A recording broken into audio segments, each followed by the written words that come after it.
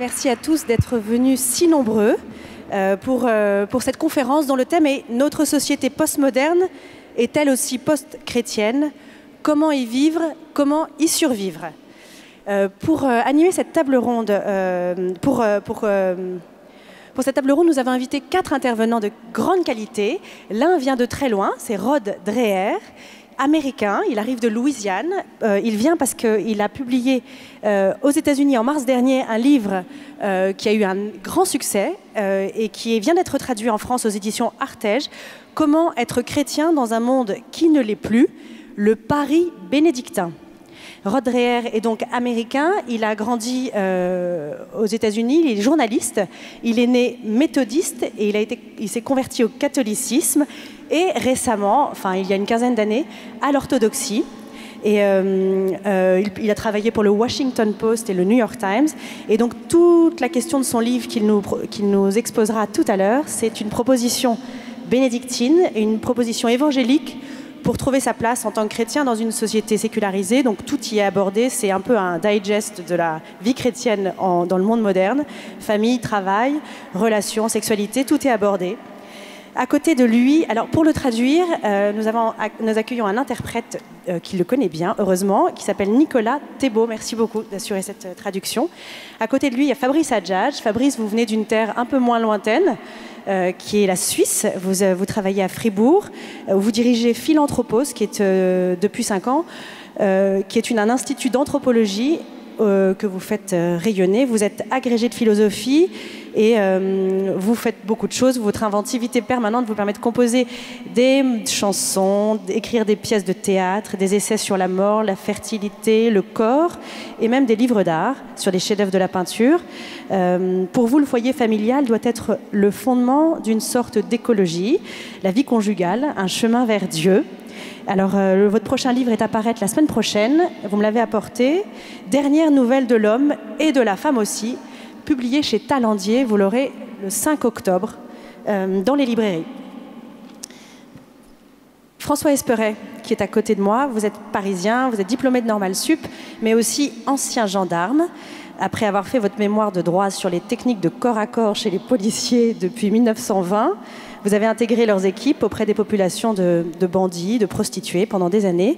Et ça vous a inspiré un premier livre, Gagneuse, sur les femmes, en 1500 vers et de 24 syllabes, publié en 2013. Et puis 2 ans plus tard, vous écrivez Larron, qui est un long poème narratif et électrisant. Vous êtes orthodoxe depuis 2 ans et vous venez d'achever un dernier livre, un long poème, à nouveau épique, qui est vécu dans la chair du patriarche Jacob. Et enfin, Jean-Luc Marion, au centre de cette table ronde. Jean-Luc Marion, qui est immortel mais chrétien. Ce n'est pas le plus mince des paradoxes. Vous succédez à Jean-Marie Lustiger à l'Académie française et vous êtes spécialiste de Descartes, également professeur de philosophie et récemment auteur d'un essai fort remarqué, Brève apologie pour un moment catholique, publié chez Grasset. Selon vous, la vocation de cette communauté catholique est de mettre en œuvre l'universel, qui est une responsabilité, à l'heure où la société manque justement de projets communs ou d'élan pour dépasser les intérêts particuliers. Et d'ailleurs, c'est à vous que s'adresse ma toute première question, au sujet de cette question de la post-chrétienté. Est-ce que dans le fond, à votre avis, Jean-Luc Marion, ce n'est pas consubstantiel au fait d'être chrétien que d'avoir à évoluer dans un monde qui ne l'est pas? Non seulement c'est consubstantiel, mais il faut bien dire aussi qu'on ne peut pas dire que le monde que nous vivons, on ne peut pas dire que nous vivons, nous chrétiens, dans un monde qui ne l'est plus. Parce que chrétiens, nous ne le sommes pas encore. À ma connaissance, il n'y a qu'un seul chrétien chimiquement pur, c'est le Christ. Tous les autres sont des chrétiens chimiquement impurs. Donc, dans le raisonnement habituel, le premier énoncé, la première prémisse est fausse. Nous ne sommes pas les chrétiens dans un monde qui ne l'est plus. Nous sommes des chrétiens à venir, à parfaire, et ça prendra vraisemblablement une éternité, Donc, ce qui est non chrétien dans le monde, c'est d'abord, pour une large part, nous-mêmes. Alors, il faut se mettre bien ceci dans la tête quand on entreprend un travail de mission. C'est-à-dire, le travail de mission présuppose que le missionnaire lui-même doit en être le premier bénéficiaire. Et on ne peut pas être convaincant si on n'est pas convaincu, or nous ne sommes pas totalement convaincus. Donc le premier problème, c'est celui de la sanctification du témoin lui-même. Et il faut faire très attention de ne pas tenir pour acquis ce qui ne l'est pas. Car les échecs de l'évangélisation, les limites de la mission, viennent d'abord du fait, non pas de l'imperfection des missionnaires ou des évangélisateurs, elle est normale, mais de l'idée que ceux-ci ont eu qu'ils étaient déjà véritablement, authentiquement, totalement des chrétiens. Donc, le premier problème, c'est celui de notre devenir chrétien. La deuxième chose, c'est quand on dit « nous sommes des chrétiens », ce que je viens de corriger, dans un monde qui ne l'est plus, c'est faux.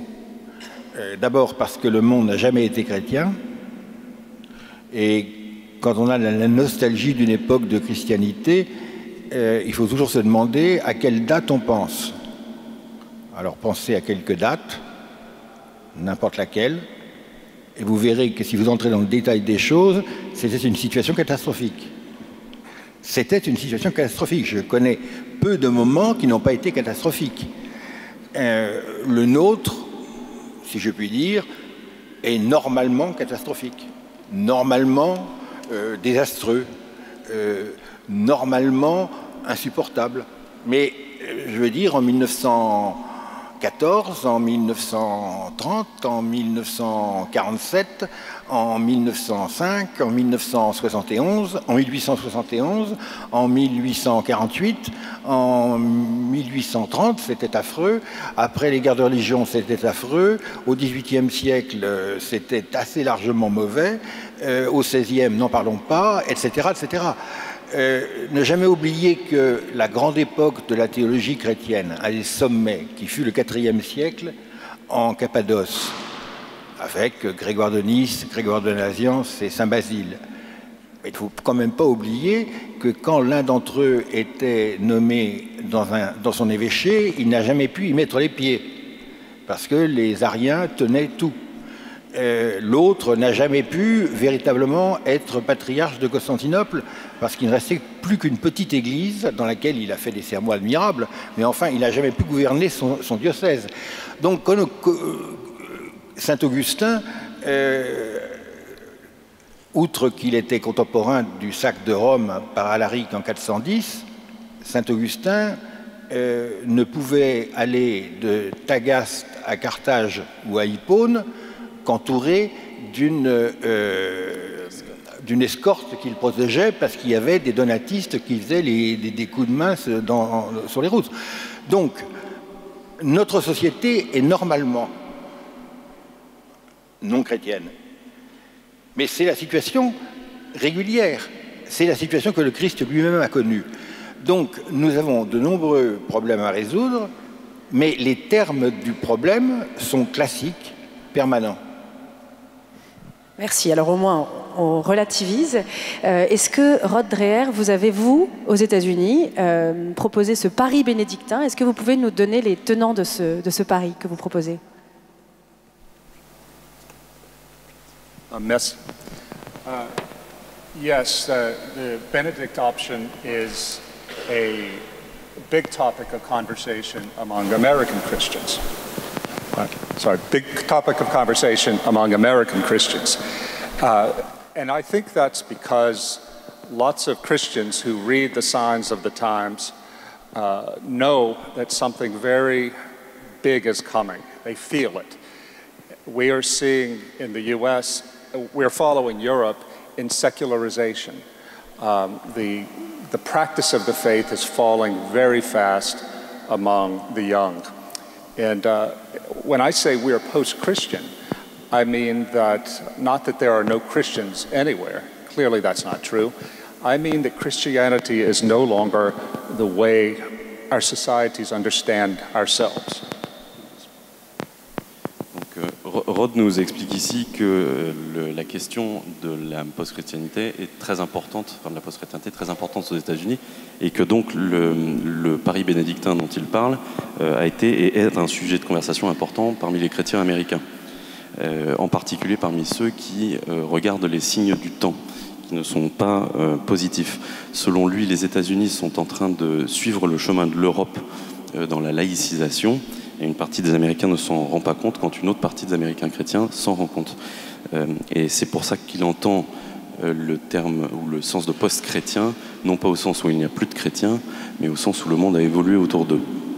Pope Benedict XVI said that the West faces a spiritual crisis worse than any since the time of the fall of Rome. I think he's right, and that's why I look to Benedict of Nursia, who lived in those days and who prepared a plan to live faithfully in a time of great chaos. He wrote a rule, established monasteries, and over the next centuries, those monasteries became lighthouses of faith and order in a very dark world and laid the groundwork for the rebirth of civilization in the West. Alors ici, Rod nous rappelle que le pape Benoît XVI lui-même a parlé d'une grande crise spirituelle et qui ressemblait à celle de la chute de l'Empire romain et qu'elle était probablement la plus grande depuis la chute de l'Empire romain.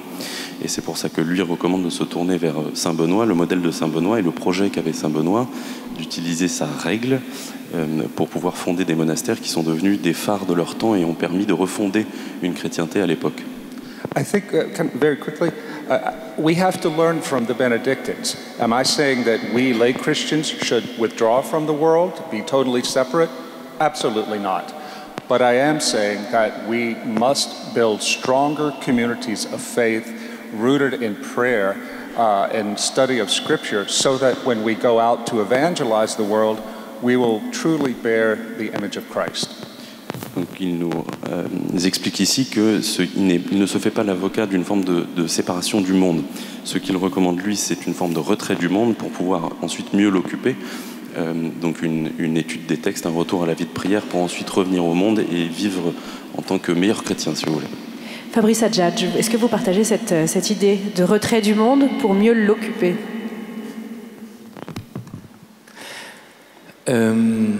Alors, j'ai entendu des tas de choses, donc déjà j'ai envie de réagir à ce que j'ai entendu et puis je suis désolé si je vais un peu balbutier parce que j'ai beaucoup de choses à remarquer.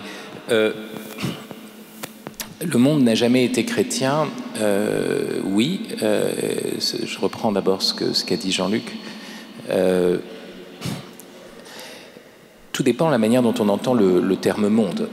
Si on entend le monde au sens de Saint Jean, c'est-à-dire ce qui s'oppose à l'esprit, je ne prie pas pour ce monde, dit Jésus, à ce moment-là, le monde est toujours structure de péché. Et ça, je pense que Jean-Luc Marion en a donné un très bon panorama à travers les âges. Si le monde, c'est la création, et même la création rachetée, alors tout est déjà chrétien. Et il y a un autre aspect du missionnaire, c'est pas simplement de se convertir lui-même et d'évangéliser les zones de son propre cœur qui sont encore livrées à la barbarie, comme chacun d'entre nous, mais aussi reconnaître que le Christ, c'est pas simplement, il n'apparaît pas simplement chez ceux qui portent l'étiquette chrétien et qui le proclament, le brandissent comme un étendard, ou chez ceux qui présentent le certificat de baptême. Quand Tertullien dit « l'âme est naturellement chrétienne », il entend que tout porte la marque du Christ, parce que tout est créé et sauvé par lui. Et une des premières tâches du missionnaire, c'est de reconnaître que derrière la façade, je dirais, strictement mondaine du monde, il y a toujours le Christ déjà présent. François Espéret a écrit sur les prostituées ce premier beau livre, La Gagneuse, Mais il y a un apophthegme des Pères du désert, vous savez, où il y a une prostituée qui vit très mal, et alors il y a un frère qui va voir un père assez sage et qui lui dit c'est terrible, cette femme jamais ne sera sauvée. Mais il y a quand même un problème, c'est que ce qu'elle gagne, elle le donne aussi aux pauvres. Alors le père lui dit, ben non, elle ne restera pas dans la luxure. Puis passe un certain temps, et le frère qui fréquente la ville, hein, et donc il sait ce qui se passe, il dit, c'est pire encore, elle détourne des prêtres de leur vocation, elle couche avec eux, des pères de famille, mais elle continue à donner de son argent, ce qu'elle gagne aux pauvres. Il dit, elle ne restera pas dans la... Et puis il revient encore une fois, il dit, là c'est terrible. Ben, notre évêque était... Imaginez quand même, bon, c'est la catastrophe. Il dit, mais oui, mais elle ne restera pas. Et alors, petit à petit, ce que dit ce vieux père du désert devient une rumeur qui atteint la prostituée dans la ville. Et elle dit, mais il y a quelqu'un qui croit que je suis bonne. Et elle est complètement bouleversée. Et alors elle va voir le prêtre, elle dit, mais vous voyez, enfin ce père, elle dit, vous voyez pas ce que je suis, enfin, et il lui dit, oui, je vois la bonté. Et c'est comme ça qu'elle se convertit et qu'elle devient moniale elle-même. Donc ça c'est le premier point, vous voyez, voir d'abord ce qu'il y a de bon au milieu du pire. Après, la deuxième chose, donc c'est juste une précision hein, par rapport à ce qui a été dit.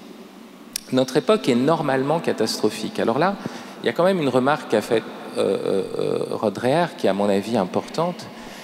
Il a dit, ça n'a pas été traduit d'ailleurs dans ces termes, mais « something big is coming ». Quelque chose de gros, d'énorme est en train d'arriver. Oui, la crise est très ancienne pour un chrétien, elle commence dès l'origine. Hein, on le sait, on est expulsé de l'Éden. Il ne faudrait pas croire qu'il y a eu des époques historiques qui furent édéniques. Donc toutes les époques sont des époques effectivement catastrophiques. Mais aujourd'hui, ce qu'il y a de radicalement peut-être nouveau dans la catastrophe, c'est que la catastrophe prend un caractère beaucoup plus extrême. C'est-à-dire la possibilité de la destruction totale de la vie sur la Terre, la possibilité surtout d'une sortie radicale de la condition humaine, proposée par un pouvoir technologique qui exclut et qui absorbe le pouvoir social, le pouvoir politique, le pouvoir de la culture en général. L'ingénierie, c'est substitué à la culture. Et dès lors, est-ce que le problème, c'est que nous sommes dans une société post-chrétienne ou post-humaine? Et moi, c'est la thèse que j'ai toujours défendue, c'est-à-dire que nous sommes plutôt dans une société post-humaine. Donc la question est beaucoup plus radicale. Et l'appel que fait Rod Dreher à bâtir des petites communautés, c'est d'abord un appel social, je dirais économique de base, qui vaut pour tout homme. Qui vaut. D'ailleurs, nous n'avons pas le privilège, et même rarement d'ailleurs dans les milieux catho parisiens, de bâtir des petites communautés, vous voyez, où on se retrouve, où on cultive la terre, où on enseigne nos enfants. Ça se trouve beaucoup dans des communautés de gauche post-communistes plutôt. Donc c'est pas du tout notre privilège face à des questions qui sont les questions extrêmes que nous rencontrons aujourd'hui. Il s'agit de sauver même l'humain et pas simplement le fait d'être chrétien. Et au fond, et c'est ça, je voudrais conclure avec ça, c'est peut-être ça, être chrétien. C'est-à-dire que, à mesure que nous avançons, être chrétien, ça sera simplement, face aux forces qui veulent disloquer l'humanité, ça sera simplement tenir l'ordinaire de la vie humaine, qui est celle de Nazareth. François Esperet, un commentaire. Merci. Alors je voudrais d'abord répondre à la première question qui a été posée et après revenir sur cette question de la communauté qui est importante à mes yeux. Je suis tout à fait d'accord avec ce que dit Jean-Luc Marion. D'ailleurs, l'intitulé de la question m'a fait penser à la fin des années 90, début des années 2000, j'avais des amis communistes qui se réunissaient pour savoir comment être communiste après l'effondrement du mur de Berlin. Et je leur disais, mais vous n'avez pas été communiste avant. Et donc l'effondrement du mur de Berlin et l'effondrement de l'URSS a plutôt politiquement été une chance pour les gens d'extrême gauche, parce qu'ils pouvaient enfin rentrer dans leur héritage culturel et essayer de le mettre en œuvre. Tout ça pour dire que c'est toujours une chance pour les chrétiens quand on arrive à des moments de dissociation christianisme-chrétienté. Moi, tous les auteurs qui m'ont formé et qui m'ont converti, et notamment Kierkegaard et Léon Bloy, qui tous les deux, à la fin du XIXe siècle, étaient confrontés l'un au monde chrétien protestant avec l'Église institutionnelle danoise et l'autre qui était confronté au monde catholique également triomphant, même si c'était triomphant dans le cadre de combat, Léon Bloy. L'un et l'autre ont infiniment souffert parce qu'ils n'ont pas arrêté de dire et d'écrire qu'il était très difficile d'être chrétien dans un monde chrétien. C'est-à-dire le monde chrétien était à l'époque un handicap à l'évangile et un handicap à la conversion véritable.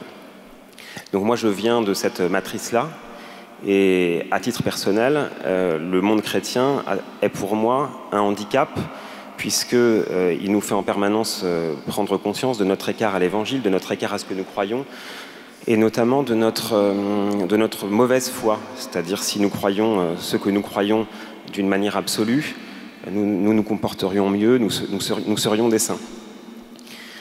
Donc, je pense que si le monde est moins chrétien, ça nous laisse aujourd'hui de l'espace pour nous l'être davantage.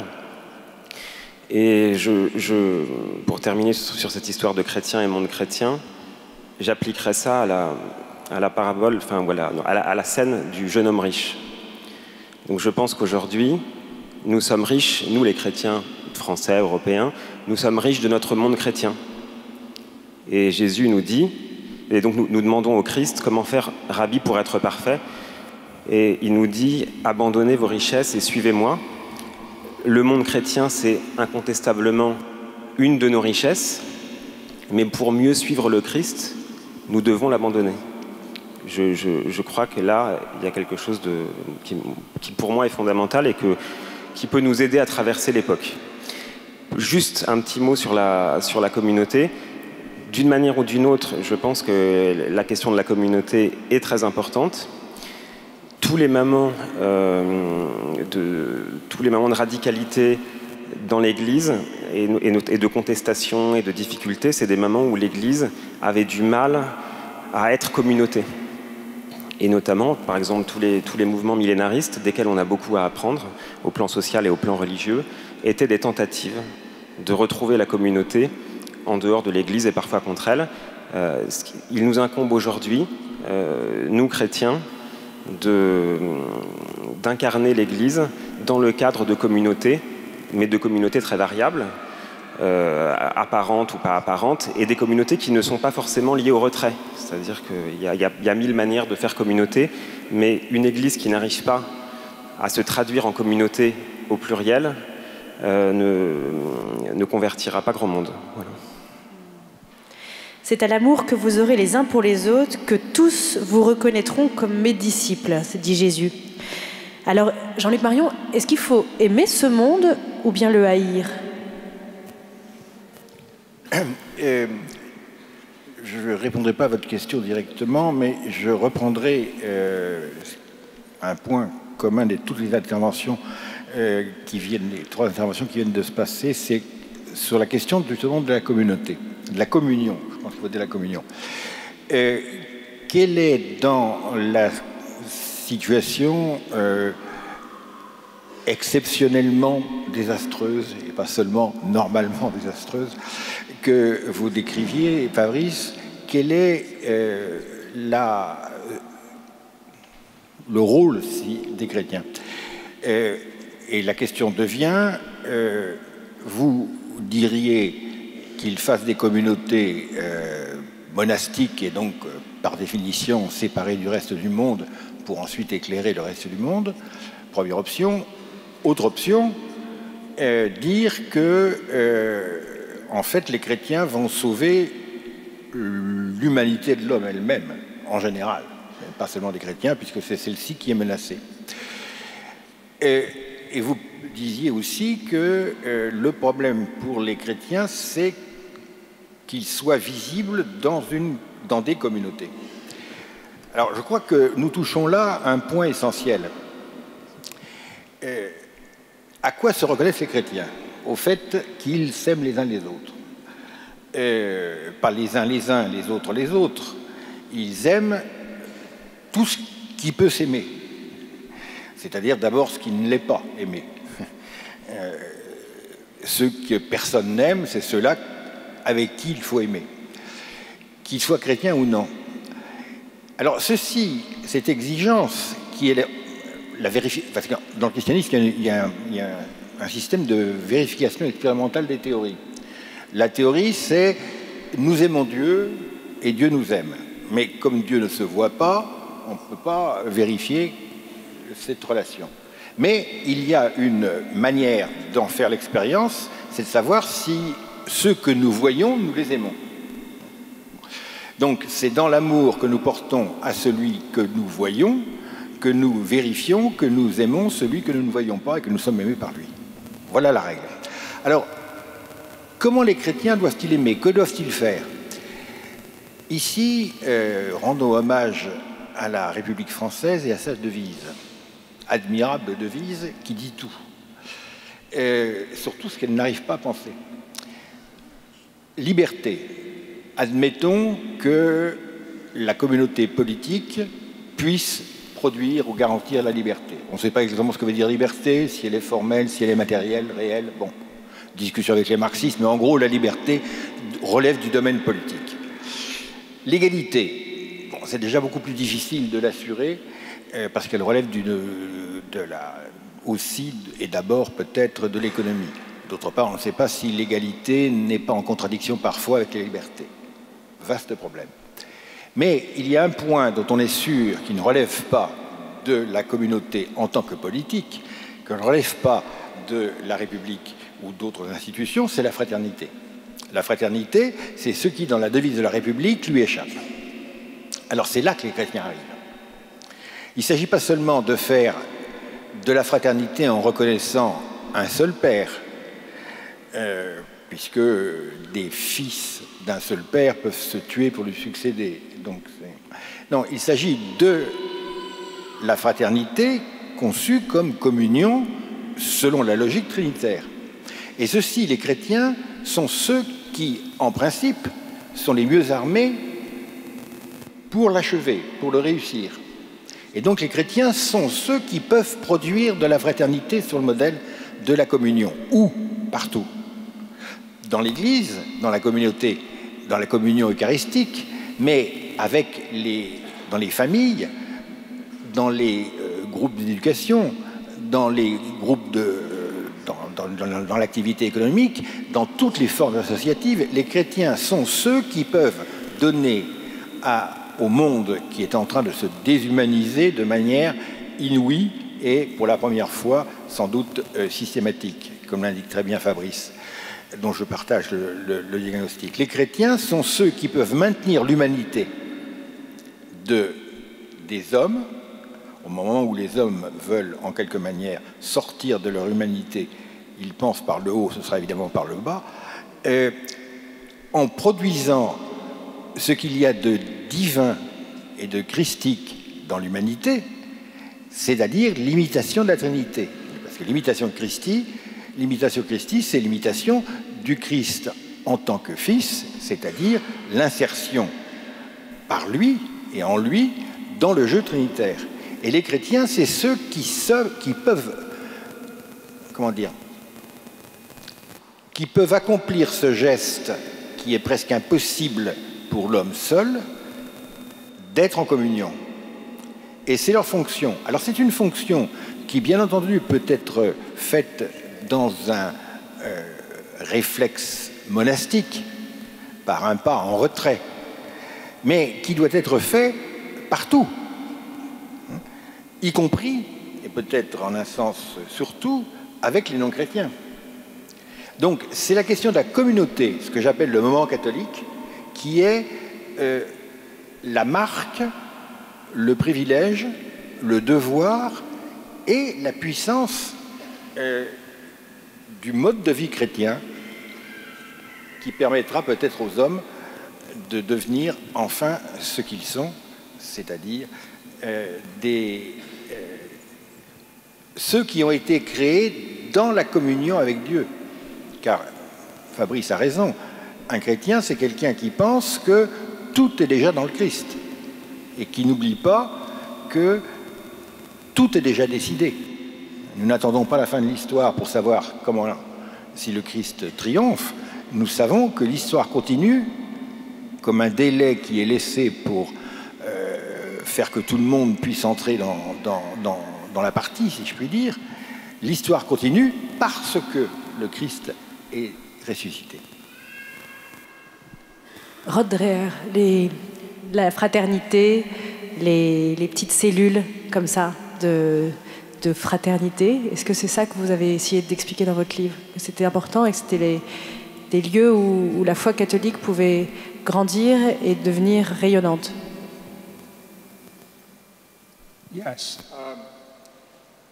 The problem we face in the United States now is one of loneliness, atomization.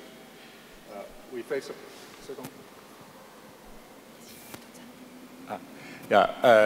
thank you.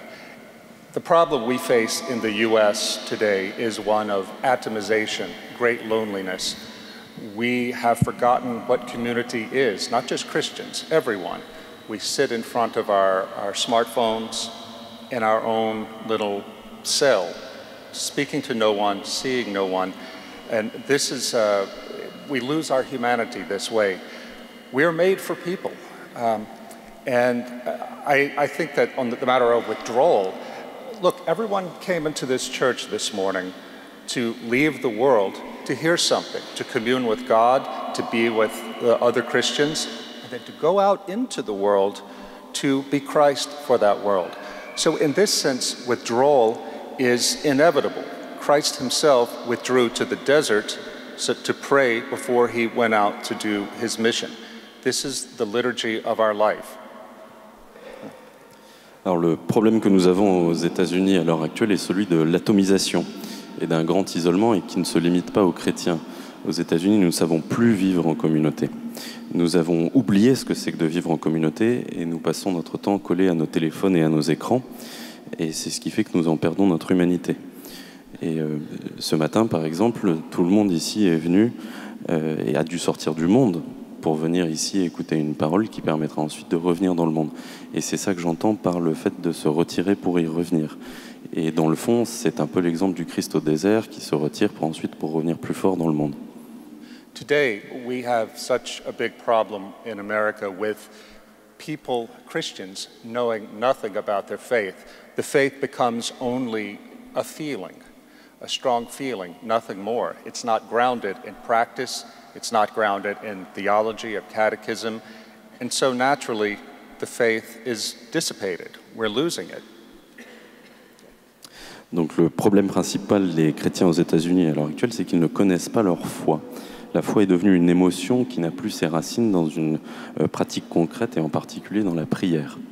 Yeah, we need communities of formation, ordinary communities, everyday communities, where people are walking with us as Christians on a journey to Christ, to, as we Orthodox say, theosis, unity with God. And we can't do it alone.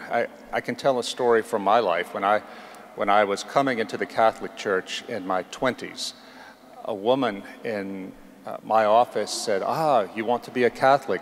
Come with me to work in the soup kitchen, Mother Teresa soup kitchen. And I thought, that's a very Catholic thing to do. I'll do it. And I did it for one day. I peeled potatoes, I scrubbed pots. But at the end of the day, I thought, well, that's very nice, but I'm more of an intellectual. My time would be better spent reading books of theology. And I never went back.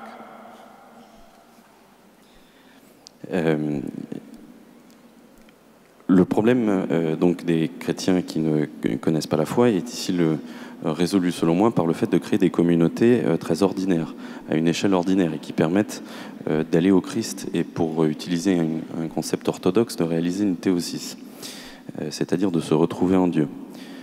Et à titre personnel, je peux vous faire part d'une anecdote qui date de ma conversion au catholicisme quand j'avais 20 ans. J'en parle autour de moi et puis au travail, une femme m'invite à me joindre à elle pour une sup populaire. Donc j'y vais, je passe la journée à éplucher des pommes de terre, je fais ce qu'on me demande de faire, mais au bout de la journée, je me rends compte que je suis plutôt un intellectuel et ce que moi je suis censé faire, c'est plutôt réfléchir et utiliser les livres. Et c'est dans ce sens-là que j'entends que chacun doit faire ce qui est à sa mesure aussi. So, I became a Catholic. I immersed myself in the intellectual life. I was working in Washington as a journalist. I was very political in my Catholicism. And yet, as the years went by and I started to write about the abuse scandal, I felt as a Catholic, as a journalist, as a father, I had to stand up against this injustice. The problem was, I thought that as long as I had the arguments for the faith clear in my head, everything would be okay. In fact, after 3 years of immersion in this pit of hell, I lost my faith. And only after I lost my faith did I realize that if I had gone to the soup kitchen as much as I read the books, and if I had been involved in my parish and serving the poor and serving others as much as I was involved in political Catholicism, maybe my faith would have been stronger. This is a mistake I will never make again. This is why we need true community, not simply political community, but true community based in Christ. Et cette immersion dans le catholicisme, je l'ai vécue en devenant un journaliste politique et en particulier pendant le temps où j'ai travaillé à Washington, je faisais partie de tous les combats intellectuels et j'utilisais ma raison et ma puissance intellectuelle comme catholique pour défendre mes idées. Le problème, c'est qu'au moment des grands scandales sexuels et des abus sexuels dans l'Église aux États-Unis, je pensais pouvoir me reposer sur le seul fait que ma foi était une foi de raison, était une foi d'intellectuel et que j'avais donc construit cette foi à ma mesure. Sauf que j'ai lutté avec ma raison et que j'en ai perdu la foi. Parce que ça ne suffisait pas. Et à ce moment-là, je me suis rendu compte qu'il aurait fallu que j'aille beaucoup plus souvent à ces soupes populaires et que je n'utilise pas que ma foi et que je m'engage pleinement dans la communauté pour vivre pleinement comme chrétien. Oui, au fond, on voit on a commencé par le mot communauté, enfin, en tout cas à un moment il s'est introduit dans le débat, et puis on a fini avec ce que vient de dire Rod sur la notion de true community, donc de vraie communauté. Parce qu'il ne faut pas oublier que le projet, ce qui fait le prestige du projet, d'un certain projet technocratique, cybernétique, c'est de dire qu'on est tous toujours connectés. Donc c'est quand même de la communauté. Et certains même disent que c'est ça la communauté trinitaire, parce qu'on crée une sorte de noosphère délocalisée, où on imiterait, je serais presque les corps glorieux, vous voyez, qui ne sont pas soumis de la même façon que nous à la localité. Et puis, tous les esprits seraient liés ensemble. Donc, voilà. On pourrait très bien, et on peut penser d'ailleurs qu'il y a une forme d'hérésie chrétienne, dans une hérésie chrétienne de la communauté précisément, dans le projet technologique ou transhumaniste. Alors, c'est pour ça que la question, c'est non seulement la communauté trinitaire, mais comme l'a dit, c'est imitatio trinitatis, c'est aussi, et je renverse la proposition, imitatio Christi, c'est-à-dire l'imitation de la Trinité est aussi une imitation du Christ parce que c'est une communauté incarnée. Enfin, dans la proximité physique, Rod parlait du fait que des gens étaient venus ici, ils ont quitté leur communauté Facebook peut-être, ou alors télévisuelle, télématique de toutes sortes, qui est effectivement une forme de communauté désincarnée, avec certains avantages, mais aussi des inconvénients. Et puis, face à cette communauté physique, qui est proprement humaine, qui a aussi ses inconvénients, parce qu'on peut se taper dessus, par exemple. Voilà, je peux échapper à la gifle que je mérite en étant derrière un écran. Et donc ça, c'est vraiment la question de la nature de la communauté. Qu'est-ce qu'on doit faire ensemble? Comment est-ce qu'on doit être ensemble pour être en communauté? Ça, c'est vraiment le point fondamental. Après, je voudrais mettre quand même en relation ce qu'a dit Rod Dreher et aussi ce qu'a dit François Espéret, parce que il y a une chose qu'il a dite et qu'il n'a pas dite, enfin qui est vite passée dans son discours, d'ailleurs qui n'a pas été traduite encore une fois.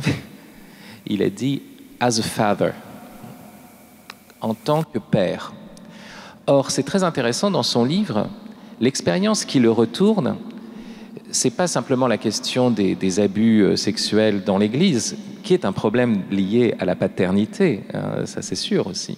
Mais il raconte le fait que la naissance de son enfant.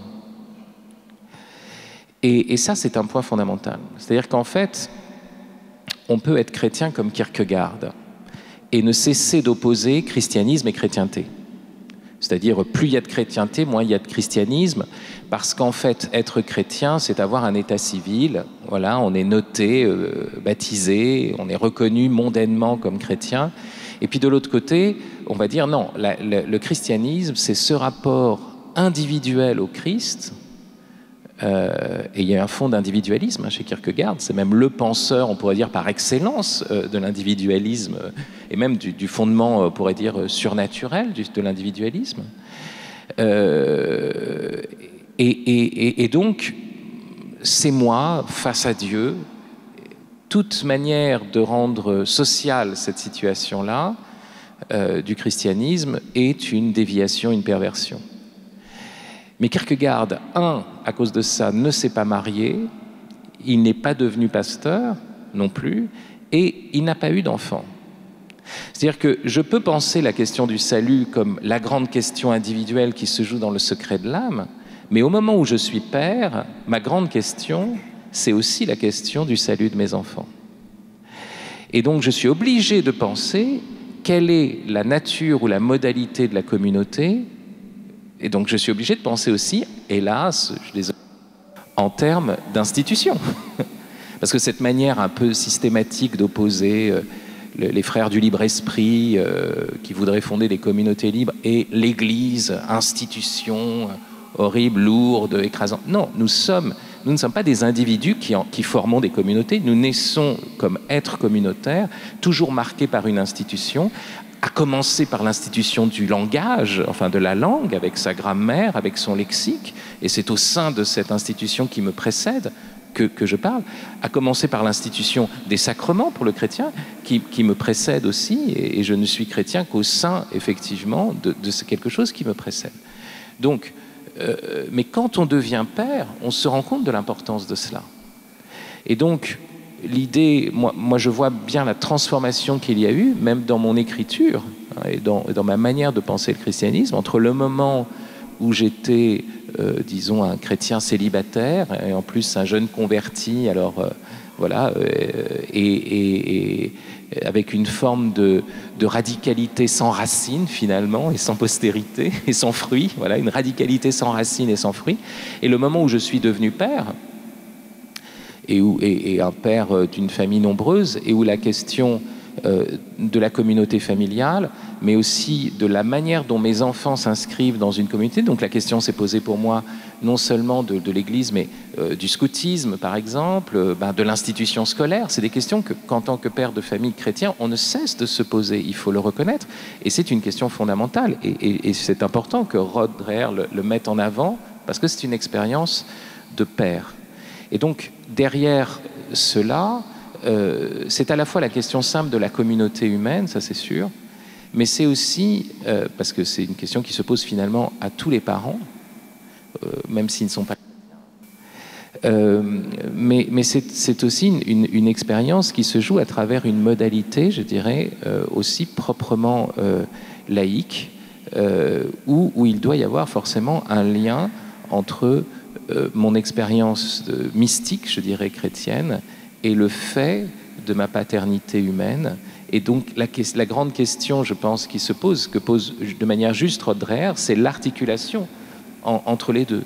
Et il ne suffit pas de faire des livres de théologie, et il ne suffit pas non plus de faire de la politique à un niveau, je dirais, macroscopique.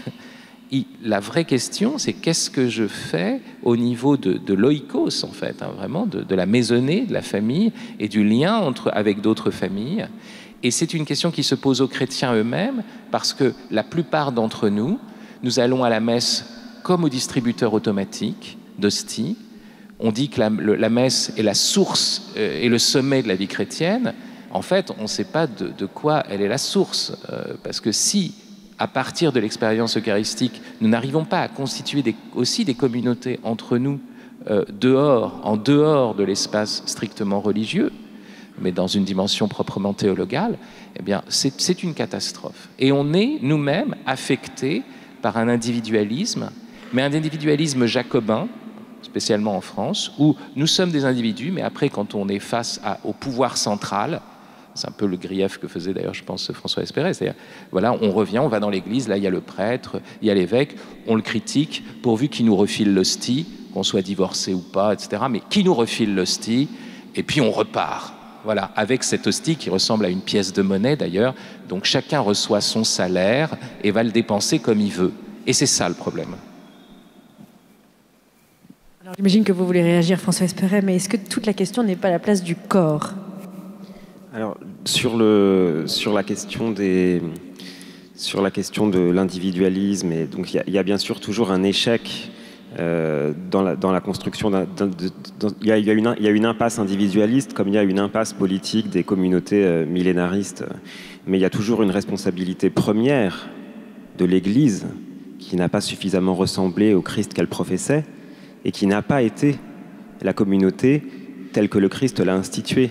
Et c'est ce premier échec qui scandalise les paysans chassés des communaux à la fin du Moyen-Âge, ou qui scandalise des artistes avec une forte personnalité. Donc bien sûr que c'est toujours une erreur de la part de ceux qui se révoltent contre l'Église, mais l'Église porte la responsabilité de cette erreur parce qu'elle confesse le Christ, et que tout écart entre ce qu'elle est et ce qu'elle confesse scandalise et écarte. Donc, ce qui me semble très important par rapport à la question qui a été posée sur faut-il aimer le monde ou le haïr, cette question, derrière, il y a la question du mal et de où est le mal. Et il me semble que nous, chrétiens, on doit traquer le mal là où il nous est extrêmement proche, là où il nous ressemble. Autrement dit, l'apparition du mot antéchrist dans l'épître de Jean, l'antéchrist est quelque chose qui nous ressemble, qui nous est extrêmement intime. Il est sorti de nous, mais il n'est pas de nous. Et dans la question de est-ce qu'il faut aimer ou détester, il faut détester ce qui abîme l'Église, ce qui défigure l'Église, ce qui défigure notre pratique chrétienne, jusque dans les moindres détails. Et pour revenir aux apophthegmes des pères du désert, ils étaient un père du désert qui marche et qui croise des scènes horribles et des prostituées ne les voit même pas, et il jeûne pendant 1 an pour confesser le fait qu'il ait mal accueilli son frère un jour où il venait de se priver de sommeil pendant 48 heures. Bon. Il faut être extrêmement allergique au mal à l'intérieur de nous, et les communautés chrétiennes doivent être extrêmement allergiques à leurs erreurs et à leurs insuffisances. Et à l'inverse, il faut être extrêmement ouvert à toutes les formes d'étrangeté et en un sens même à des formes qui nous semblent être le mal radical. On réfléchit beaucoup à la question des écrans et à la surexposition de nos enfants et de nous-mêmes à la pornographie. Et en même temps, la lecture des pères du désert, on se dit, ils marchent dans ces écrans et ils savent qu'en ce qui les concerne, le mal n'est pas l'écran. mais le mal est une poussée d'orgueil qu'ils ont eue à la 8e heure de la prière. Donc c'est très important dans la question de la haine du monde, de ne pas aimer le monde comme ce qui est extérieur à moi, de ne pas détester. Il ne faut pas détester quelque chose d'extérieur qui nous menacerait, mais il faut être extrêmement vigilant à ce mal qui n'est jamais aussi efficace que quand il ressemble beaucoup au bien. Et c'est le cas avec cette hérésie chrétienne communautaire. Pour terminer, je pense que le corps, notre corps, est un endroit très important de réconciliation avec le monde en tant que création. En ce qui me concerne, c'est quelque chose qui a beaucoup joué dans ma mue orthodoxe. C'est le fait que ce christianisme d'Orient n'ait finalement jamais été très concerné par le manichéisme et la séparation âme-corps, et à peu près réussi à circuler sur 2 millénaires en faisant avancer l'âme et le corps dans la personne, en sachant qu'on n'adore pas Dieu avec son âme et contre son corps, mais avec son âme et son corps, avec son âme dans son corps. Et ces communautés dont on parle, c'est des communautés dans lesquelles on est présent corporellement. Et moi, c'est là-dessus que je voudrais terminer, corporellement, pratiquement. La famille, les amis, c'est quelque chose de local. On est corporellement présent dans un endroit qui existe, on est présent à la création, et sans doute de cette manière, on peut rappeler autour de nous que le Christ a déjà vaincu la mort et que le salut a déjà été obtenu. Et de cette manière, sortir de l'impasse de détester le monde et de vouloir le quitter. Donc il nous faut au contraire, à mon avis, l'habiter corporellement.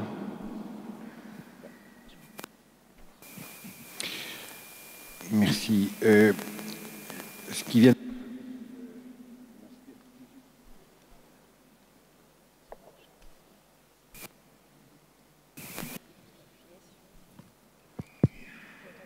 Peut-être que ça marche.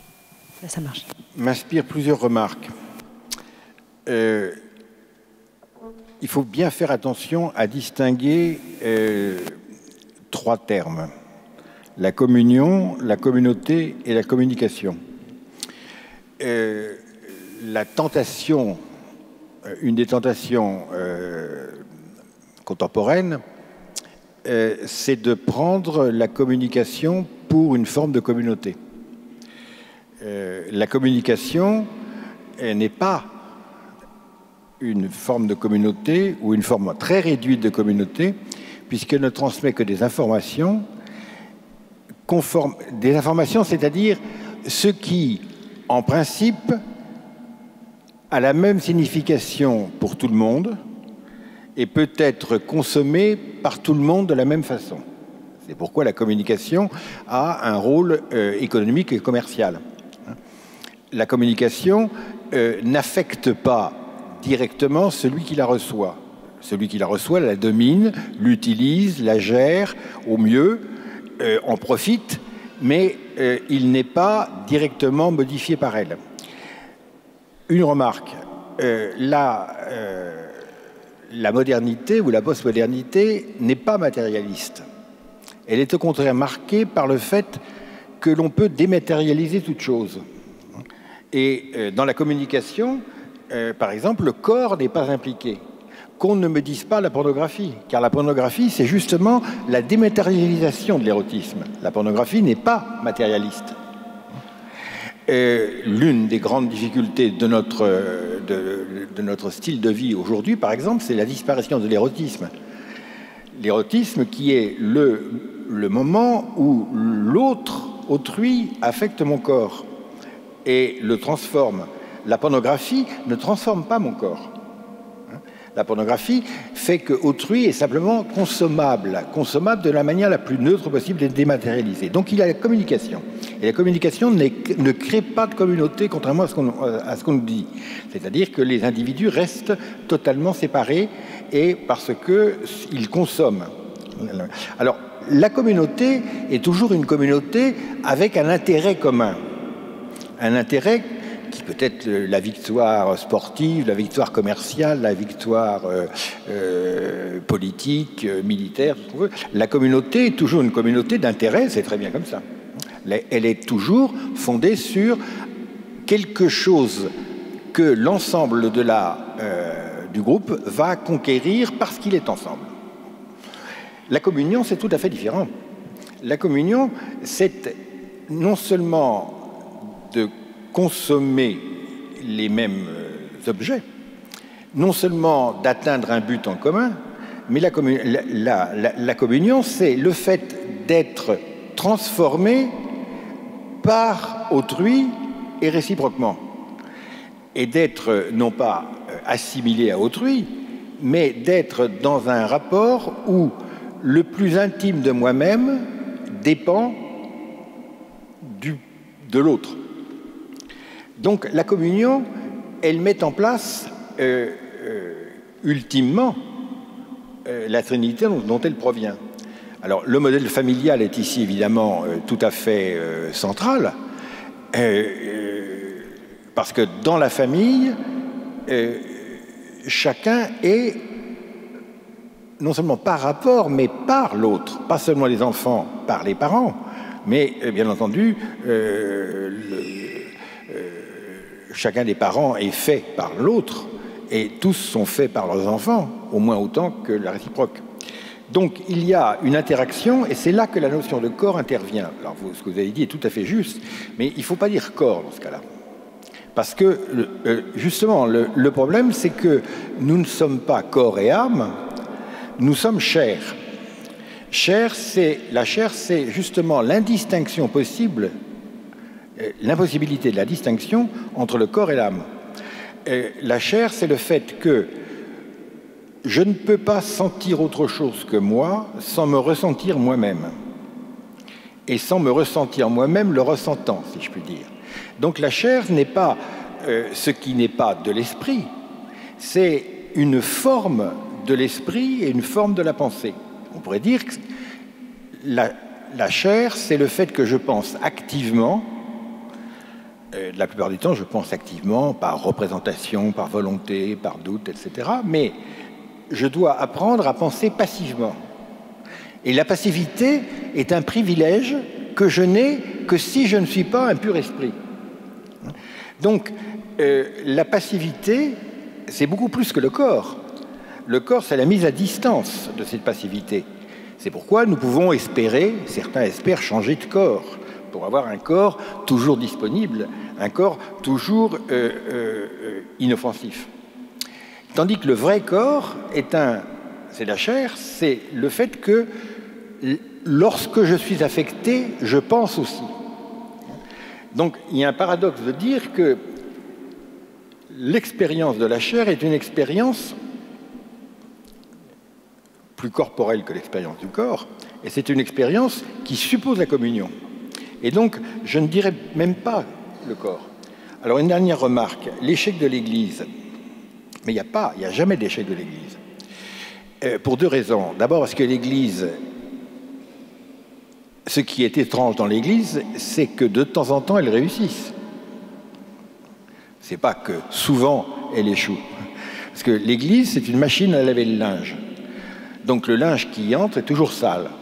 Ce qui est étonnant, c'est que de temps en temps, il en sorte du linge propre. Donc il ne faut pas inverser les choses. Alors, deuxièmement, il faut distinguer l'Église, et là je suis Saint-Augustin, il faut distinguer l'Église de la cité céleste. L'Église anticipe sur la cité céleste, mais elle n'est pas la cité céleste, qui existe déjà. La cité céleste est plus vaste que l'Église, et les deux ne se superposent pas. Donc, soyons modestes à propos de l'Église, elle est la transition. Donc l'Église échoue pour autant que nous ne sommes pas tous des saints. Mais c'est une forme d'échec bien particulier. Non, j'ai bien conscience de ça, mais l'Église est le corps du Christ. À ce titre-là, on doit attendre d'elle davantage qu'un rôle de lessiveuse qui marche ou qui ne marche pas. Quand je parlais d'échec de l'Église, j'étais encore une fois, donc si nous allons au bout de ce que nous croyons, nous sommes le corps du Christ, et ce corps du Christ doit amalgamer en lui l'ensemble de l'humanité. Et à ce titre-là, à l'évidence, il y a ce que Léon Bloy appelait la faillite apparente de la rédemption, et il ne faut pas... nous en portons la responsabilité, mais l'Église est le corps du Christ, et elle est la nouvelle étape du peuple élu, et de la même manière que Dieu reproche à Israël ses propres péchés, et non pas les péchés des peuples environnants, de la même manière, Dieu reproche et reprochera à l'Église ses propres manquements, et pas les manquements d'une humanité qui grandit et qui vit à côté d'elle. En premier lieu, Dieu s'adresse à Israël et au nouvel Israël qui est son Église. Oui, mais l'Église n'est pas... L'Église est incorporée au Christ, mais l'Église n'est pas in actu la réalisation du corps du Christ. Il faut rester raisonnable. Nous sommes intégrés au corps du Christ. Ça ne veut pas dire que l'Église utsique est le corps du Christ. L'Église, le corps du Christ, c'est le Christ. Alors nous sommes intégrés au Christ avec des frontières, des degrés que nous-mêmes ne voyons pas. Donc l'imperfection, elle est jusqu'à la fin des temps consubstantielle de l'Église. C'est triste, mais c'est comme ça. Oui, mais l'incorporation à Dieu devrait se traduire d'une manière plus visible. Et c'est ce qui devrait nous mobiliser, parce que même s'il n'y a pas identité, il y a incorporation à Dieu. Et donc c'est à cet endroit-là, j'insiste sur le fait qu'on doit être exigeant avec nous-mêmes. Et l'Église a toujours tendance à se sentir traquée par le mal, poursuivie au désert par la bête, alors que systématiquement, dans l'Ancien Testament, toutes les critiques que Dieu adresse, il les adresse à son peuple déficient, son peuple insuffisant et son peuple qui s'est prostitué aux idoles. Et jamais aux autres, jamais au peuple idolâtre, jamais pas une seule fois. Et je pense qu'il faut qu'on accepte de prendre, nous, ce grand reproche de plein fouet, aujourd'hui, comme une sorte de nouvel Israël. I will be very short. I think Fabrice made a very important point talking about how we Christians fail when we treat the church as the sacrament factory. And every time we live as if there is a separation of church and life, then we are withdrawing in a negative way from Christ. I'm also reminded, do you want to translate that? I'm also reminded of years ago when I was a Catholic living in Brooklyn, New York. I would sit around a dinner with my good friend, and we complained constantly about the church. The bishops are terrible, the priests aren't doing this, it's just, everything is bad. We had a priest friend having dinner with us, and he said, "Men, everything you say is true about the church, but guess what? It was true about the church when I was a boy, but my parents did not despair. They taught me and my sister, and today I'm a priest. You men have to do the same thing.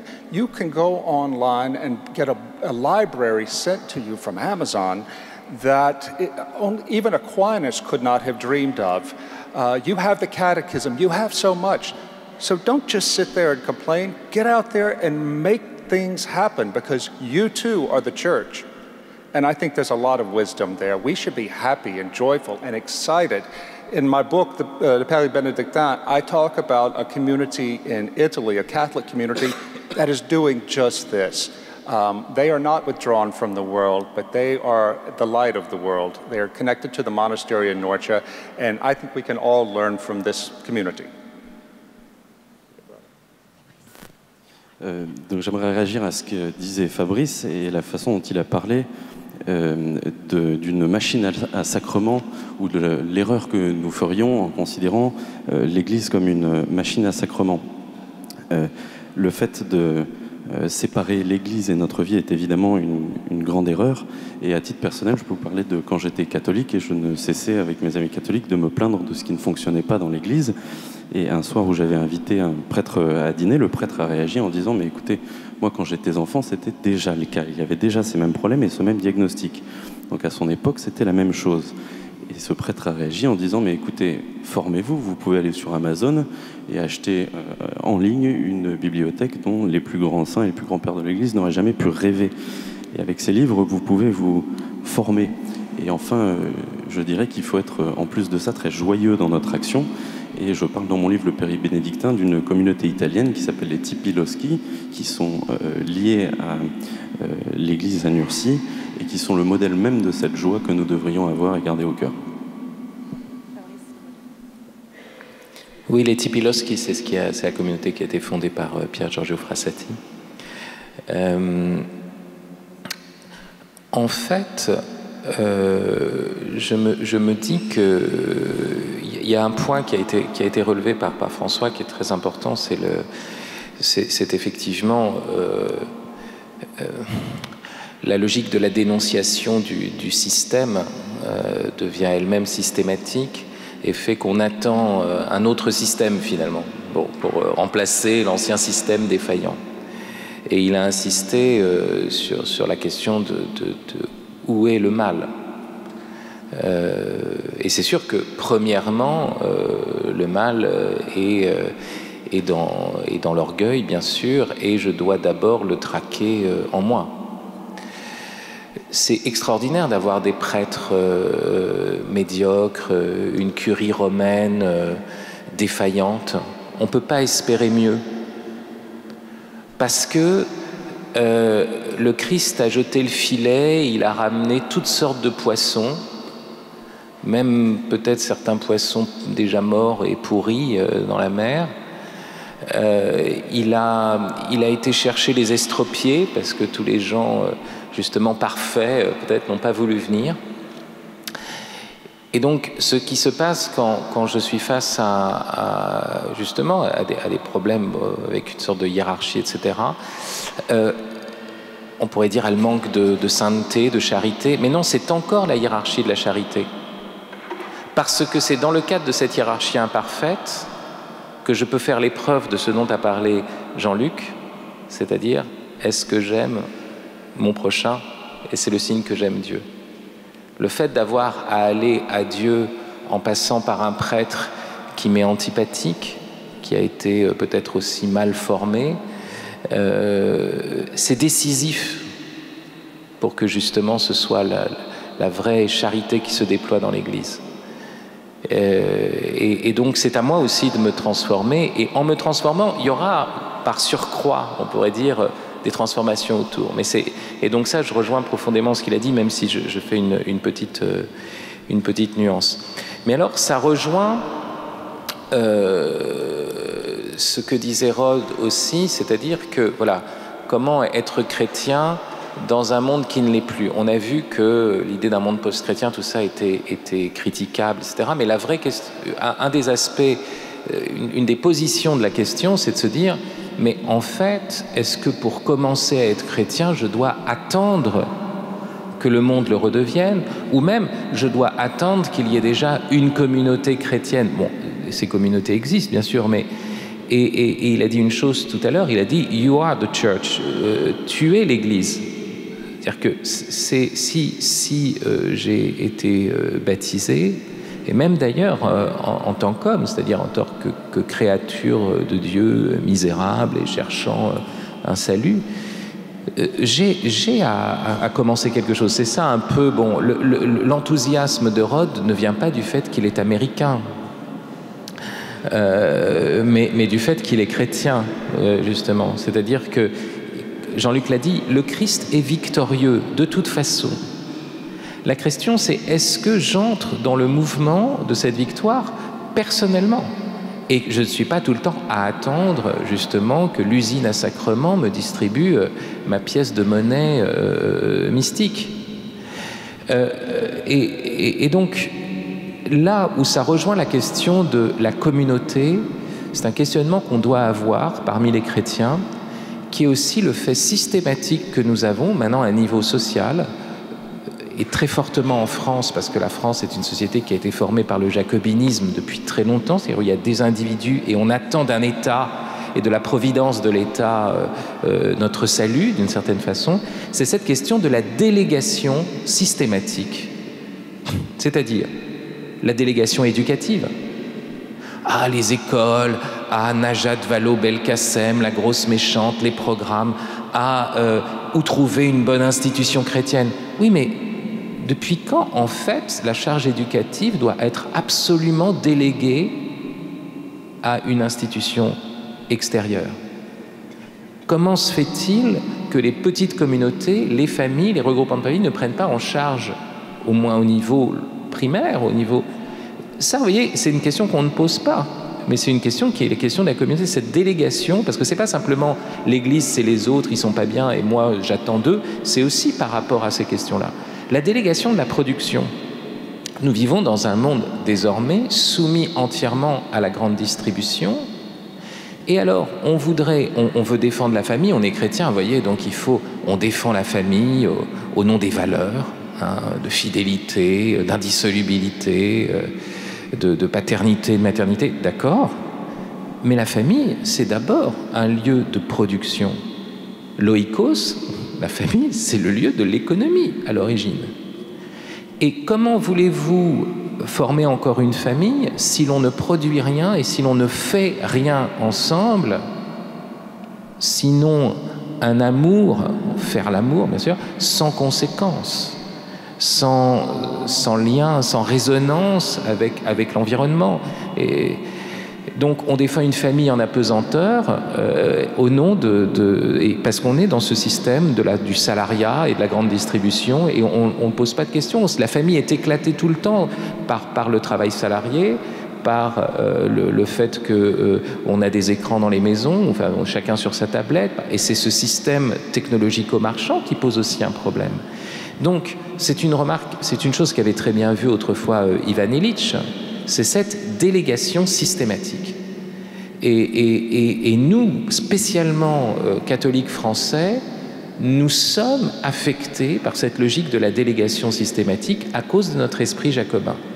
De la même façon que la gauche, par exemple, au lieu d'être vraiment sociale et de partir de la constitution des communautés où on essaye de travailler ensemble, elle part du côté de l'État, c'est-à-dire elle est plus monarchiste que le roi, finalement. Et puis de l'autre côté, une logique qui serait strictement libérale, individualiste, parce que voilà, il y a l'État, il y a les individus, et ce sont que des individus qui font les choses.